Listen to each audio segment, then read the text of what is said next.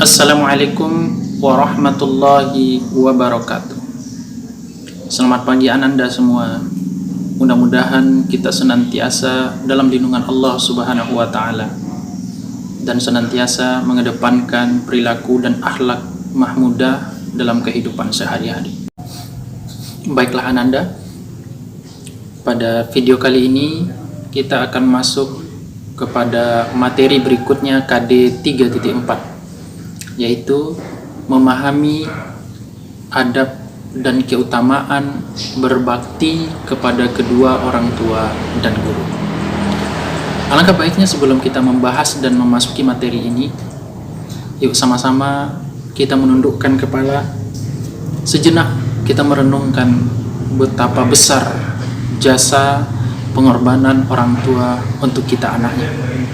Yuk sama-sama kita perhatikan video berikut ini.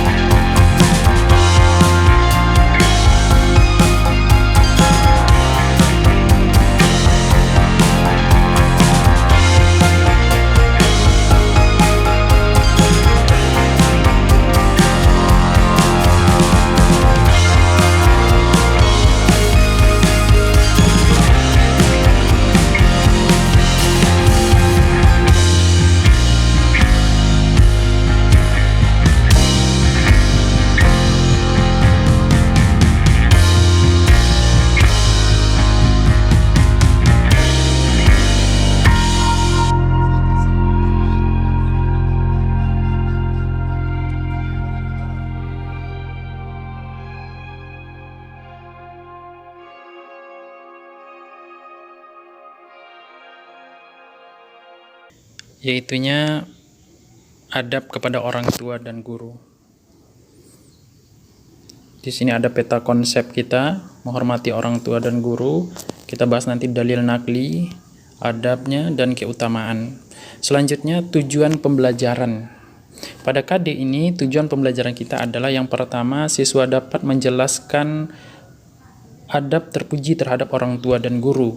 Yang kedua, siswa dapat menunjukkan adab yang baik terhadap orang tua dan guru. Sedangkan yang ketiga, siswa dapat menjelaskan manfaat atau keutamaan adab terpuji terhadap orang tua dan guru. Selanjutnya, adab kepada orang tua dan guru. Adab kepada orang tua juga disebut dengan birrul walidain, berbakti kepada kedua orang tua. Apa itu adab? Adab adalah etika, norma sopan santun yang diatur oleh agama. Sementara siapa itu orang tua? Orang tua tentunya Ananda sudah bisa jawab semua. Orang tua adalah orang yang paling berjasa dalam kehidupan kita. Mulai dari sejak mengandung kita, melahirkan kita, membesarkan kita, merawat kita dengan penuh kasih sayang, dan lainnya. Selanjutnya Ananda sekalian, menurut sebagian pendapat ulama, orang tua kita selama kita hidup ada 3. Yang pertama orang tua kandung, ayah dan ibu kita. Yang kedua guru adalah juga orang tua kita. Sedangkan yang ketiga adalah mertua. Selanjutnya, ayat perintah berbakti kepada orang tua terdapat dalam surah Al-Isra ayat 23. Allah berfirman, وَقَضَى رَبُّكَ أَلَّا تَعْبُدُوا إِلَّا إِيَّاهُ وَبِالْوَالِدَيْنِ إِحْسَانًا إِمَّا يَبْلُغَنَّ عِندَكَ الْكِبَرَ أَحَدُهُمَا أَوْ كِلَاهُمَا فلا تقل لهما أف ولا تنهرهما وقل لهما قولا كريما. Selanjutnya, dalam hadis Nabi pernah mengatakan, maukah aku beritahu kepadamu sebesar-besar dosa yang paling besar? 3 kali Nabi mengulang. Sahabat berkata, baiklah ya Rasulullah.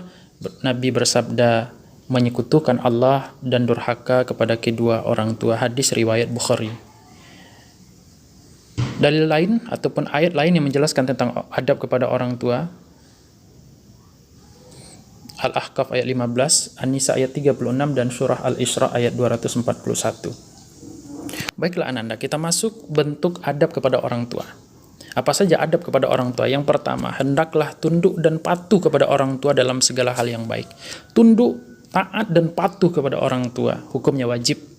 Bahkan Nabi Ibrahim mencontohkan, sekalipun ayahnya tidak seiman dengan beliau, ia tetap taat dan patuh kepada orang tua.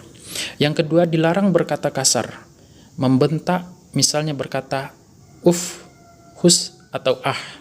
Yang ketiga, apabila orang tua atau salah satunya mencapai usia lanjut, kita harus berbuat baik kepadanya. Yang keempat, selalu berusaha menyenangkan hati orang tua kita, menggembirakan hati mereka.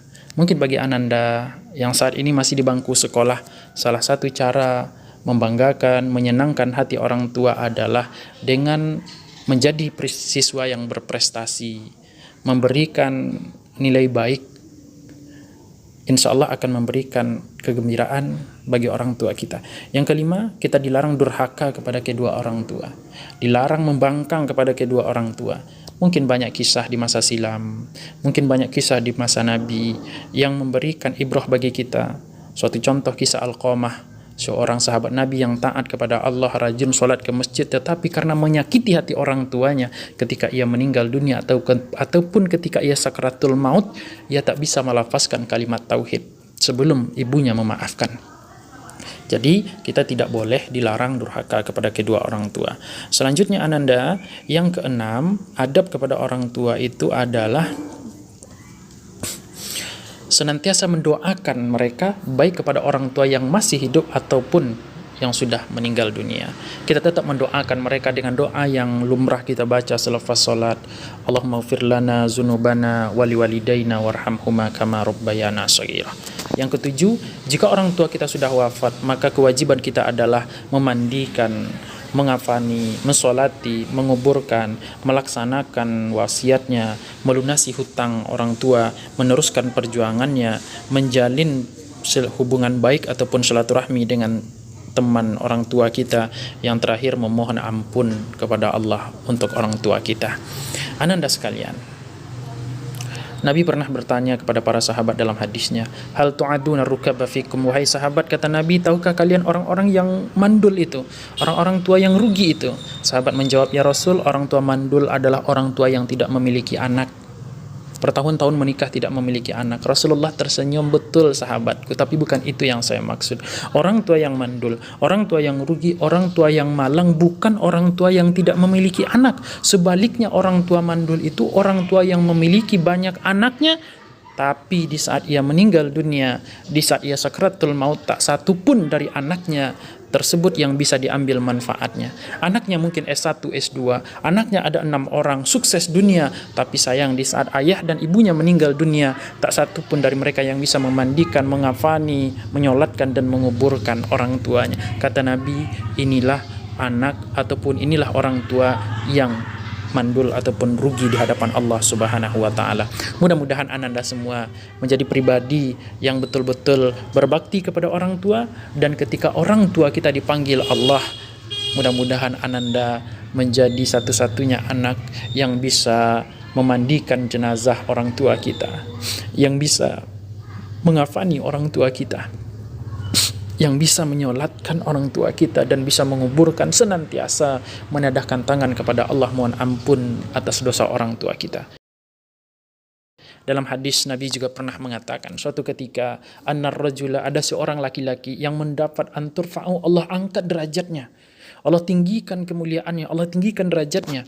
Maka laki-laki ini, orang tua ini bertanya kepada para sahabat, wahai sahabat, dari manakah aku mendapatkan kemuliaan derajat yang tinggi ini?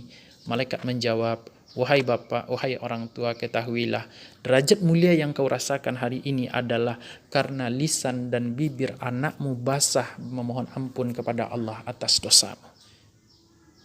Ananda, mudah-mudahan kita menjadi pribadi dan anak yang seperti itu. Selanjutnya yang terakhir, keutamaan berbakti ataupun beradab kepada orang tua. Yang pertama, dibukakan pintu surga, karena surga terletak di bawah kaki orang tua kita. Al-jannatu tahta aqdamil ummahat. Yang kedua, keutamaannya adalah lebih utama daripada berjihad di jalan Allah.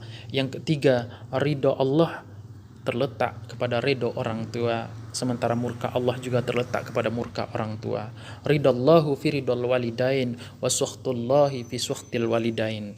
Yang keempat, keutamaan beradab kepada orang tua, Allah akan mudahkan rezeki kita. Bahkan dalam hadis Nabi pernah mengatakan, siapa yang meninggalkan doa kepada orang tuanya selepas salat, maka Allah akan sempitkan rezekinya.